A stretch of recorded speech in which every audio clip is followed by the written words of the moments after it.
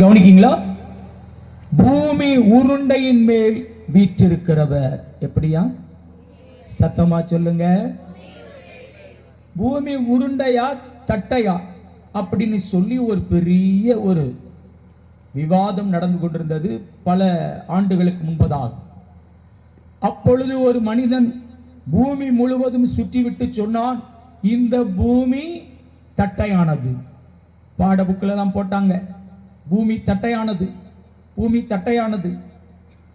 ஆனா இவன் கண்டுபிடிக்கிறதுக்கு முன்னாடியே வேதம் சொல்லுது பூமி உருண்டையானது.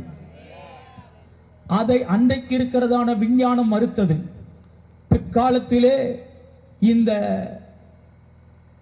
ராக்கெட் எல்லாம் ஏவி மேலெல்லாம் போய் பார்த்த போது, அது படம் பிடிச்ச போது இந்த பூமி உருண்டைன்னு நிரூபிக்கப்பட்டது.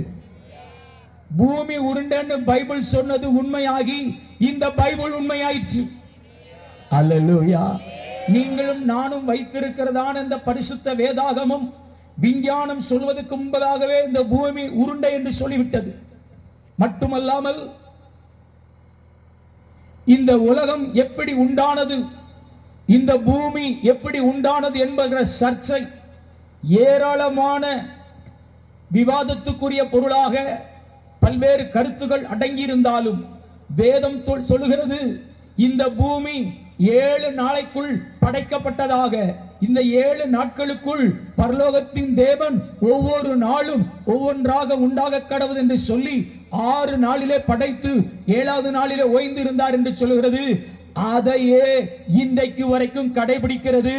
8வது என்கிற ஒரு நாளை யாராலும் கொண்டு வர முடியாது. ஒரு வாரம் தான். அல்லேலூயா. உலகம் முழுவதிலும் இதுதான். 7 நாள் என்பதுதான் ஒரு வாரம். 8வது ஒரு நாளை யாராலும் கொண்டு வர இயலாது. திரும்பவும் ஞாயிற்றுக்கிழமை வந்துடும். திரும்பவும் அது ஞாயிறு, திங்கள், செவ்வாய், புதன், வியாழன், வெள்ளி, சனி என்று முடிந்துவிடும். இந்த வேதம் 7 நாள் என்று சொன்னது இன்றைக்கு வரைக்கும் உண்மையானால் எனக்கு அருமையான இந்த வேதத்தில் சொல்லப்பட்டது உண்மை. வேதம் சொல்கிறது இந்த பூமியிலே நோவா என்கிறதான மனிதன் வந்தபோது ஆண்டவர் பேசினாராம், இந்த பூமியை நான் தண்ணீரால் அழிக்கப் போகிறேன் என்று. அதெல்லாம் கட்டுக்கதை அப்படின்னு சொல்லி கொண்டிருந்த காலங்கள் போய் துருக்கி பகுதியிலே அரராத் என்கிறதான மலை பக்கத்திலே நோவா பூமி அழிந்து கொண்டிருக்கும் பொழுது அதற்கு முன்னதாகவே தன் குடும்பமும் இந்த மிருக ஜீவன்கள் எல்லாம் காப்பாற்றப்பட கர்த்தர் சொல்லி செய்தான். அந்த பேழை கண்டுபிடிக்கப்பட்டிருக்கிறது.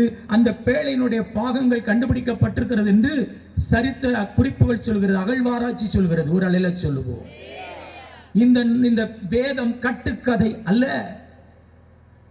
மாத்திரமல்ல, பாபேல் என்கிற கோபுரம் கிரேக்க பாஷையிலே பாபேல் என்பதற்கு பாபிலோன் என்று அர்த்தம். இந்த பாபிலோன் என்றால் இன்றைக்கு இருக்கிற ஈராக் பகுதிக்கு பக்கத்தில் இருக்கிற பாக்தாத் என்கிறதான அந்த பட்டணத்துக்கு தெற்கே 85 கிலோமீட்டர் தூரத்தில் இருக்கிற இடம்தான் பாபிலோன். ஒரு அலையில சொல்லுவோம். இந்த வேதம் கட்டுக்கதை அல்ல. அந்த இடம் அப்படியே இருக்கிறது என்பது நிரூபிக்கப்பட்டிருக்கிறது. ஒரு நாள் மனிதர்கள் பாவம் செய்த போது 2 பட்டணங்கள் மிக மோசமாக இருந்தது. அந்த பட்டணங்களின் பெயர் சோதோம், இன்னொரு பட்டணத்துக்கு பெயர் கொமோரா. இந்த 2 பட்டணத்தையும் நான் அழிக்கப் போகிறேன் என்று ஆபிரகாமினிடத்திலே ஆண்டவர் சொன்னார். வேதத்தில் சொல்லப்பட்ட இந்த பட்டணம் அப்படியே இன்றும் இருக்கிறது. எனக்கு அருமையானவர்களே, இந்த பட்டணத்தை அகழ்வாராய்ச்சி பண்ணி இந்த பட்டணத்தை ஆராய்ச்சி பண்ணின போது இந்த பட்டணத்தின் ஒளிமுக வாசல் இருக்கிறது. இந்த பட்டணத்தின் வீடு, இடிபட்ட வீடுகள் இருக்கிறது, சாலைகள் இருக்கிறது. இப்படி பலதரப்பட்டதான அடையாளங்கள் சோதோம் கொமோராவிலே இன்னும் இருக்கிறது. குறிப்பாக சொல்ல போனால்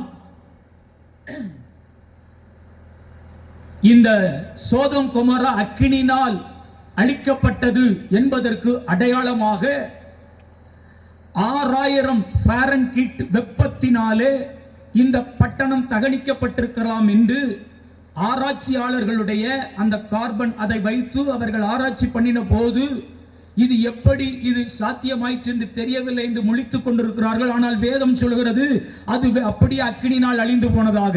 அதை இப்பொழுது கண்டுபிடித்திருக்கிறார்கள். 6000 ஃபாரன்ஹீட் வெப்பத்தினாலே இது தகனிக்கப்பட்டிருக்கிறது என்று சொல்லி. இப்பொழுதும் அங்கே சாம்பல் இருக்கிறது, வெண்ணிற சாம்பல். இந்த சாம்பல்கள் எல்லாம் எனக்கு அருமையான இப்பொழுதும் அங்கேயே அது சுத்தமான சாம்பலாக அது இருக்கிறது. மாத்திரமல்ல, அங்கே இருக்கிற இரும்பு மற்ற உலோகங்கள் எல்லாம் உருகின நிலைமையில உருகி எப்படி இருந்திருக்கணுமோ அந்த உருகி இன்னமும் கிடைக்கிறது. மட்டுமல்லாமல் அங்கே கந்தக கல் இருக்கிறது. வசனம் சொல்கிறது அக்கினியும் கந்தகமும் இறங்கினதாக பைபிள் சொல்கிறது. கண்டுபிடிப்பாளர்கள் சொல்கிறார்கள் கந்தக கல் நம்முடைய சமையல் எரிவாயுக்கு ரா மெட்டீரியலாக இருக்கக்கூடிய அல்லது இரும்புக்கு ரா மெட்டீரியலாக இருக்கக்கூடிய இவைகளை தயாரிக்கிற இவைகள் எல்லாம் அதில் இருக்கிறது. இன்னும் ஒரு தெர்மல் அயனைசேஷன் என்று சொல்லக்கூடிய அந்த வெப்ப அயனிக்கம் என்று சொல்லக்கூடியதான அவைகளிலே வெப்பமூட்டப்பட்டுத்தான் இப்பொழுது இருக்கிறதான இரும்புகள் எல்லாம் உருக்கப்பட்டு பல காரியங்கள் செய்யப்படுகிறது. இப்படி வெப்பம் அதிகமாகிறதினால் உலோகத்திலிருந்து வருகிற சில விளைவுகளினாலே, வேதி வினைவுகளினாலே சில காரியங்களை சாதிக்கிறார்கள் இன்றைக்கு. ஆனால் அன்றைக்கு ஆண்டவர் இவைகளை அப்படியே செய்ததாக. சில வெல்டிங் கடையில போனீங்கன்னா அந்த வெல்டிங் அந்த இது பட்டு கந்தகம் பட்டு சில பொருட்கள் இரும்பே அரித்து போனது போல இருக்கும். அதே போல ஓட்டை நிறைந்த கற்கள் சோதம் கொமோராவிலே இன்னும் இருக்கிறது. அல்லேலூயா. ஒண்ணுதானே நான் சொல்றது, வேதத்தை ப்ரூவ் பண்ணிட்டு இருக்கிறேன். அல்லேலூயா. இந்த பைபிள் 100க்கு 100 உண்மைன்னு சொல்லும்போது ஒவ்வொரு தடவையும் அல்லலே பறக்கணும். உலகத்துல வேற எங்கேயும் கிடைக்காது, சோதம் குமரால தான். இந்த கற்களை, கந்தக கற்களை 250 ஃபாரன்ஹீட்ல எரித்தால் மட்டும்தான் இந்த கால்சியம் சல்பேட் கிடைக்கும். அது மட்டுமல்ல, பொதுவாக இப்படி ஒரு ஆச்சரியமான ஒரு இடமாக அது இருக்கிறது. இது கர்த்தர் அந்த இடத்தை எப்படி ஆக்கினார் என்பதற்கு இன்றைக்கும் சான்றோடு நிற்கிறது. அல்லேலூயா. ஒரு நாள் 1 சாமுவேலின் புஸ்தகத்திலே 17ஆம் அதிகாரத்திலே கோலியாத் என்கிற ஒரு மனிதனை தாவீது எதிர்கொள்கிறான். அந்த கோலியாத் என்பவன் 10 அடி உயரமுள்ளதான ஒரு பெரிய அரக்கன். அவன் பெரிய நிலைமையிலே அவன் போட்டிருக்கிற டிரெஸ்ஸினுடைய வெயிட் மாத்திரம் 55 கிலோ. நம்ம நிறைய பேர் அந்த வெயிட் தான் இருப்போம். அவன் போட்டிருந்த டிரெஸ் 55 கிலோ வெயிட் உள்ளது. அவ்வளவு 400 சேக்கல் என்கிறதான நிலைமையில இருந்ததான அவனுக்கு, ஒரு சேக்கல் என்றால் 11.5 கிராம். இப்ப கணக்கு போட்டு போங்க, 50 மேல வரும். இப்படிப்பட்டதான இந்த மனிதனுடைய மண்டை ஓட்டை ஜெர்மனியில இருக்கக்கூடியதான ஒரு ஆராய்ச்சியாளன், அவருடைய பெயர் மார்டின். இந்த மார்டின் என்கிறவர் கண்டுபிடித்திருக்கிறார். இந்த கோலியாத்தின் எலும்புக்கூடு மாத்திரமல்ல, தாவீது தன்னுடைய கையிலே இருக்கிற கூழாங்கல்லை எடுத்து ஓங்கி எரிந்த போது அவனுடைய நெத்தியிலே பட்டது. அந்த நெத்தி அந்த மண்டை ஓட்டிலே அந்த நெத்தியிலே பதிந்தது. அப்படியே இன்னும் இருக்கிறது. இது நியூஸ் பேப்பர்ல வந்த செய்தி. யூடியூப்ல பார்த்துட்டீங்கன்னா உங்களுக்கு தெரிஞ்சிடும். கோலியாத் இருந்தது உண்மை, தாவீது இருந்தது உண்மை. இன்னார் இங்க பிறந்தான்னு 10 இடத்தை காட்டுற ஆட்கள் இருக்கிறாங்க. ஆனா இங்க அப்படி கிடையாது. ஒரு அலையில சொல்லுவோம்.